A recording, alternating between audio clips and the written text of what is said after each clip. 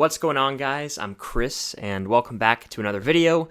I am very excited about this video. I have a friend from YouTube for a while now, returning to the Film Stock channel for the first time since like April, I want to say, April or May. Cris Hurtado from Hurtastic Reviews. Cris, how you doing today, man? Hey, thanks for having me, Cris. Yeah, it's been a quick minute. I'm really excited to be here. When you tapped me to do this video, I was a little nervous because I was like, ooh, it's been a minute since I've been on a legitimately cool YouTube channel. So I really thank you for having me here. Yeah, for sure. And we're not just talking about anyone today. We're talking about perhaps the king of horror himself, John Carpenter. One of the most acclaimed directors of all time, especially when it comes to the horror genre. Notably, he's done movies like Halloween, 1978, which I have on 4K, and I really like just the basic poster art there. And The Thing, which came out in 1982, and it stars Kurt Russell. And I just watched this one for the first time, and I already ordered the Blu-ray because it's that good. I didn't get the, is it Scream Factory or Shout Factory with the cool slipcover? I know you've seen significantly more of his movies, so I was like, you know what? It's October. It's spooky season. Let's sit down and have a discussion about this guy. I think it would be proper to kickstart it with Halloween, and then we can go into The Thing. And then I want to ask you questions about all the horror movies that I haven't seen, and maybe you could give me and the viewers some suggestions. Okay, yeah, no, that sounds great. Halloween is a really good place to start. Not his first film, but I would say maybe his most acclaimed early on in his career. Mm-hmm. Yeah. The big one when it comes to at least this October that most people are probably going to watch is Halloween. Do you own this movie for sure, right? I already know you do. I have it here on the standard. I don't have a 4K yet. When's the first time you saw Halloween? I was such a late bloomer to Halloween, actually, Cris. So I actually knew about who Michael Myers was growing up because the first monster on screen that I knew about the most was Freddy from Nightmare on Elm Street, and I binged the hell out of all of those growing up in my teenage years. And then I got into Friday the 13th a little bit, stopped off, and then finally the Halloween is what I got introduced to. I would say community college, if not definitely in college when I went for my bachelor's degree, because I started watching the sequels. But the original one I revisited back in college and kind of like refreshing myself and reminded myself like this is a really great film. So yeah, I was kind of a late bloomer too, so don't feel bad there.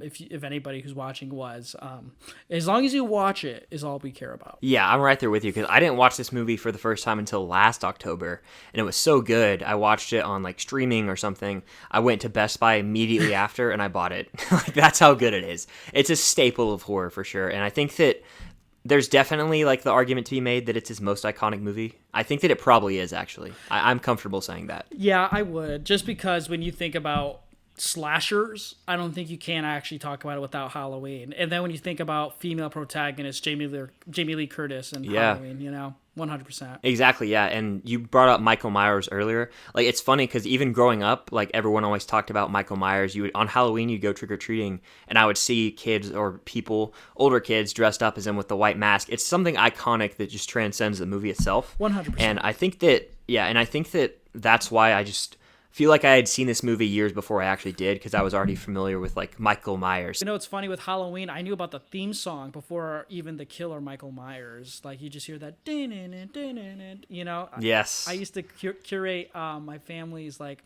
Halloween, like house on Halloween, because I just love it. It's my favorite holiday. And I would always buy like those CDs of like iconic music, and I would put it in like our surround sound system. Not that fancy. It sounds like expensive, but no, it wasn't. But like I would play it and think it was so cool to hear this theme song play. Yeah, it's one of the best like horror themes ever. One of the most chilling scores. Like it's on my movie scores playlist on my phone, and John Carpenter actually like composed that, and that's something that I think really speaks to the true talent of this guy as not only a director but just a filmmaker. He had his hands on everything with this movie, and it's an undeniable classic and a staple to watch around the Halloween season. 100%. He's just so incredible. When you think about directors, at least in the horror genre, he has to be talked about. He's probably one of the most beloved. What's interesting, I did a podcast episode that's up now, Inside the Sequel, where we talk about Scream and Scream 2, and Wes Craven obviously is a part, I feel like, of this golden generation of directors who were all together at the same time making very similar works and working together. And I just love that. It's when you think about like in the late 70s and the early 80s, you think of like Spielberg and Lucas being together and working on all these fantastic stuff. But to me, I always think, and you could throw James Cameron in there, I'm sure too, and like Ridley Scott. But to me, it's always, I think first in like setting the tone of what that decade was. I think John Carpenter, Tobe Hooper, Wes Craven, George A. Romero, these guys I felt like pioneered and were like catapulting what the genre really is today. And like, I think nobody can really replicate what those kind of guys did. Definitely, yeah. And it's exciting for me as someone who hasn't explored as much of like the sequels and the franchises of these iconic first entries. Like I have so much horror to watch for the first time. So I'm very happy with the position I'm in. It's actually like all the people who are like, oh, you haven't seen this, you haven't seen this. It's like, I'm actually kind of happy I haven't, because now I can watch it through a different lens as opposed to if I watched it when I was like 10 for the first time. I might be able to appreciate it more now. Right. Yeah, no, for sure. I think it was cool to watch these movies as like a teenager or preteen because you're getting away with something. Once you experience some of these iconic movies firsthand at an age you're ready to handle them, it's like a match made in heaven, That's why movies are so great. Yes, totally. And speaking of a movie that I'm glad I waited until I was 20 years old to watch for the first time, The Thing, another John Carpenter film, the man we're talking about today. It's hard for me to say because I've only seen it once, but I am going to watch it again. I think it honestly could crawl into my top 5 favorite horror movies of all time. Yeah. And like, I have a video on this where I talk about my like in-depth review if you guys want to check that out. But I'd always heard this movie was terrifying. I remember my dad was like, I saw this at the drive-in and it scared the crap out of me. And it has like this track record of having some of the best practical effects in movie history for the time. And I have to agree. Like I don't really get scared in movies. Like I stray away from like demonic type stuff. That's what I say. Like Conjuring, Exorcist. Haven't seen them, and I don't really know if I want to. But when it comes to The Thing, I'm glad that I checked it out because the practical effects, especially in this one scene early on, and it's tragic because it involves some animals, so that was sad. It was like, okay, I know exactly what this movie's going to be. And there was this one scene, oh my gosh, it involves like testing the blood to see, who is the thing or not. And like, for some reason I was like, oh, everything's going to be fine. And then like the blood touches and like I jumped, like I was sitting on the couch and I jumped back. And like that scene was so brutal and gruesome. Major props to John Carpenter there. What's like your experience with The Thing in relation to like Carpenter's overall career? And yeah, what are your like impressions of the movie? Okay, so The Thing should be regarded as one of the best sci-fi movies of all time. For a movie with no sequels except remakes, technically this movie is a sequel. There was The Thing from Another Planet, I believe, is what's called. It's a Howard Hawks film.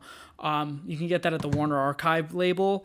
When they definitely do that during the next 444 sale, but that came out first and then this did. Almost any adult now from our age, if not even older, they'll call to this movie as being one of the scariest movies they've ever seen.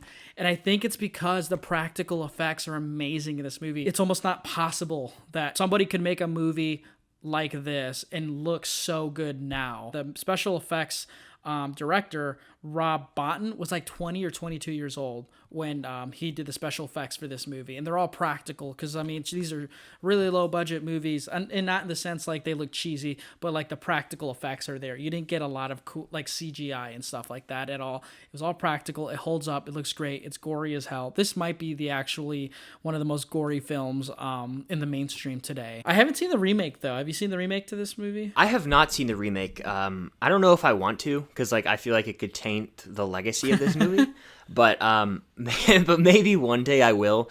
I definitely agree that it's one of the goriest movies I've ever seen. Like, really it was uneasy. When I was watching this, I could definitely compare it to, I think this might be your favorite movie of all time, one of your favorites, Alien. Yeah. It has massive Alien vibes, but I'm not complaining.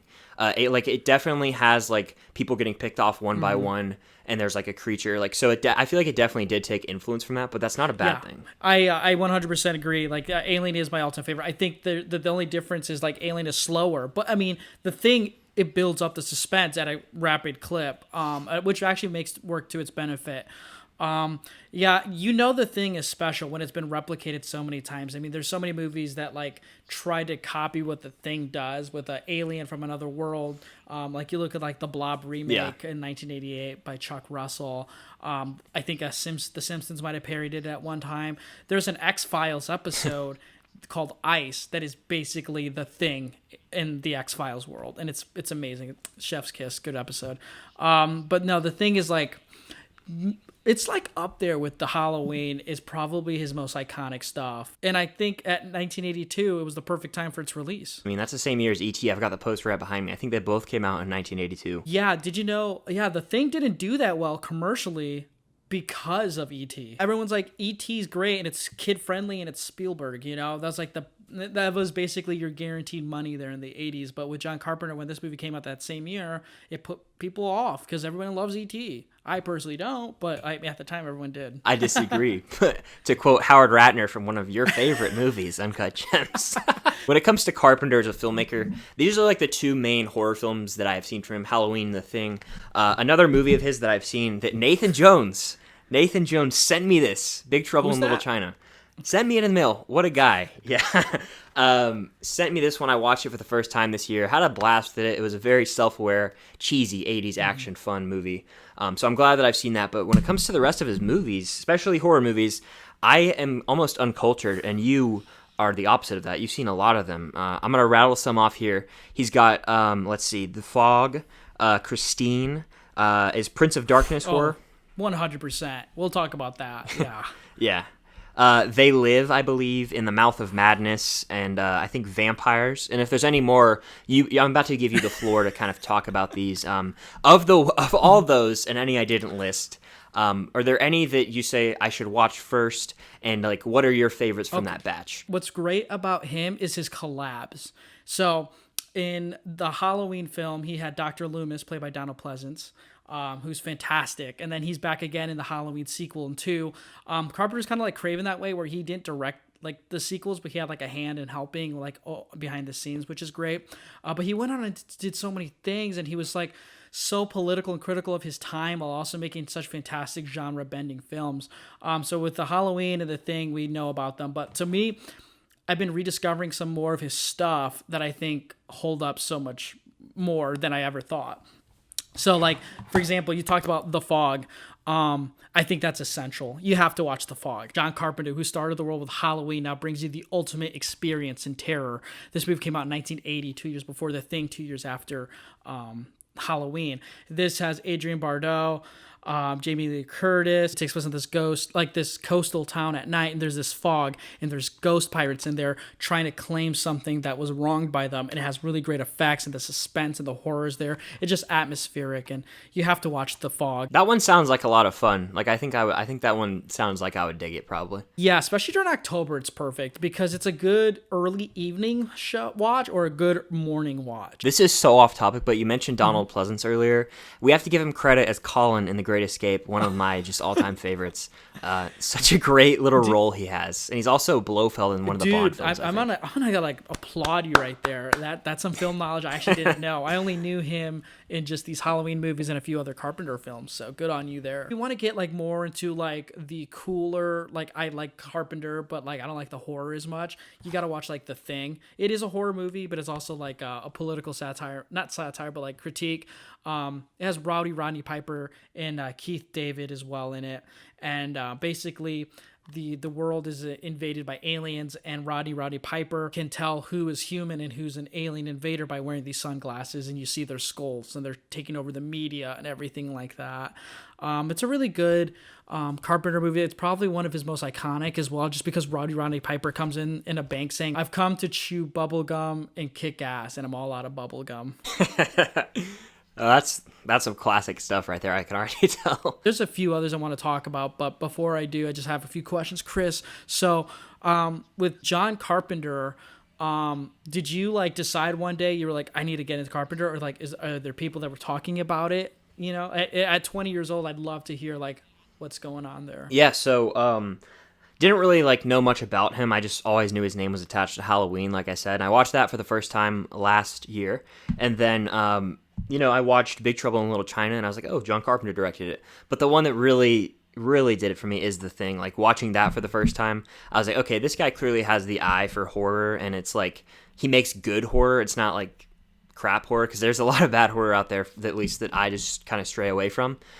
So the fact that he made 2 fantastic horror movies, I'm like, I got to see what else this guy has to offer, and why not here in Spooktober? I think it's a perfect time to do it. Great, dude. Yeah, John Carpenter, I knew him by name and just his works, like with like Halloween. But then like my friend Seth and my friend Daniel, they really like gave more they spoon fed me more Carpenter, and I was like all about it at all. Actually, my most recent discovery from John Carpenter, which is crazy, I know, was actually another Donald Pleasence starring Prince of Darkness. To me, I don't think it's talked about as much from for like Carpenter heads. It's a movie that balances religion and science really well, because basically Donald Pleasence is a priest. His friend, who is a college professor, is talking about like morality and what life is like. This one came out in 1987 as well, so it's a little more far removed, but to me it's a little bit slower, but I think it's worth the wait. Like, you know, like it's like you get on that ride and you're climbing. The fall is like worth it. So what do you think of Christine? I know you haven't talked about it. Do you have any hot takes with that movie? I think you might. I just watched it recently too. I was not crazy about it. I don't know if I was like not in the right mindset for it or not, but I don't know, something about a guy falling in love with a possessed car, you know, and the car is like, yeah, it's pretty out there. I don't it's care pretty for out like there, yeah. the acting in it and the characters I can't really get behind. And I'm not a big car guy, so when I see somebody wanted to buy a car, I think to my own car troubles, and I'm just like, oh, that stresses me out. I don't want to care about this, you know. These are like maybe my top three. One's an anthology with Tobe Hooper, which you know we're talking off the scenes about with Texas Chainsaw Massacre. Yeah. But he directed with John Carpenter. It's called Body Bags. It's an anthology horror movie. It has 3 stories. One of them with Mark Hamill as well as a baseball player. It's really great. Yeah. It has Wes Craven in it as well. And basically, John Carpenter plays like this crypt keeper in a way who's like making jokes. It's a TV movie, I think. It kind of feels like Creepshow. And he's like basically introducing all these crazy stories. I really love this anthology. It's like up there as one of my favorites. And then the final one, if you love Big Trouble in Little China, Cris, this is perfect for you. Escape from New York. So I totally forgot to mention this. I've seen this movie years ago on Encore. I watched it with my dad, but I don't remember it enough. So like it's almost like I haven't seen the movie, but I had a blast with what I remember seeing. So I think that, especially since I'm like a pretty big Kurt Russell fan, I think that on rewatch, I'll probably love that movie. Right. Who isn't a Kurt Russell fan though, right? Like I feel like if I see him on screen, I'm 100% into the movie. Escape from New York is one I want to rewatch. I think that has Ernest Borgnine, and it has, what's his name? He's in the, it's Lee Van Cleef, right? He's in the Man with No Name trilogy. Yeah. And I was going to say, it also has Donald Pleasence. Oh, I didn't know. I didn't know that. Donald Pleasence is the man. Yeah, he is, dude. I'm telling you, like, he's like the bee's knees. And, like, also it has Isaac Hayes, who plays Chef in the South Park show. And then Harry Dean Stanton of Alien fame. I just love Snake Plissken. You know? Yes. What a name. And then, isn't there a sequel? Did he do the sequel? I didn't watch that movie. L.A.? Escape from L.A.? He did do the sequel. Yeah, I haven't seen it. You can get it on Screen Factory, but I haven't seen it. I haven't heard terribly great things about it, but I think at some point I'd like to see it. Yeah, I actually might look into getting a standard Blu-ray of that and rewatching it soon, because, like, I'm in a John Carpenter mood now. This discussion's really putting me in the mood for watching more of his movies. Here it is, Hurtastic Reviews. We're always trying to save you money on boutique labels. Boutiques on a budget. I'm all about it. Go to your Walmart, man. They're starting to get Screen Factories on there that are cheaper than sometimes even Walmart. And Escape from New York, Big Trouble in Little China, those movies I've been seeing for like $13 to $15. Some with even slipcovers. Yeah. There's one more I really need to talk about because it doesn't get talked about enough. And this you'll love because you love Jurassic Park. But Sam Neill is in a John Carpenter movie called In the Mouth of Madness, which is insane. It feels like a Stephen King gone to hell movie, because Sam Neill plays, I believe he's a journalist who has to like do this story on this author who basically is like a demented J.K. Rowling's with like horror books, and he's like trying to like get this story and travel to the guy's like little town where he writes his books, and it basically he gets trapped in like the author's like psyche and like in this demented world with practical and CGI effects, and it's like really demented, and it's actually generally terrifying at times. So In the Mouth of Madness, you should watch. I haven't watched a lot of like recent Carpenter. I don't know. He had one called The Ward. I didn't see that. He's been kind of like off the grid basically. So it's like always great to just like watch his older stuff, you know? Yeah, especially during this season. And like this was a very insightful discussion for me. Like I know which ones of the ones I haven't seen movies from him that I'm prioritizing. Definitely an Escape from New York rewatch, but The Fog is one that probably piqued my interest the most based on your description. Like that one really sounded intriguing to me. If you guys want to see me give my thoughts on like the Carpenter movies after I catch up, let me know in the comments down below. If there's no more Carpenter we want to talk about, I think that could wrap up the discussion, man. Yeah, for sure, dude. Like, you just watch a few. You've got the essentials down already, but like, it just only gets better the more you keep watching more of his stuff, because it's such good. It's like underrated to an extent, at least in our age group, I feel like, because they're kind of like I said, like with The Thing, E.T. came out. We talk about those bigger blockbusters and commercial successes that came out, but I feel like Carpenter, he's gotten a resurgence in like the last 5 years or so, and I'm really happy to see that. I'm part of that. Like, I was late a little bit to the party with some of these movies, and it's so great to see that so many people care about them. The final question I'll ask is, do you think John Carpenter is the king of horror? Because that's kind of like the theme of the video. When it comes to directors, do you think he is, or do you think someone else is? Well, he has to be like up there. It's like Drake says, okay. top five. You know, like he's like one of those. Yeah.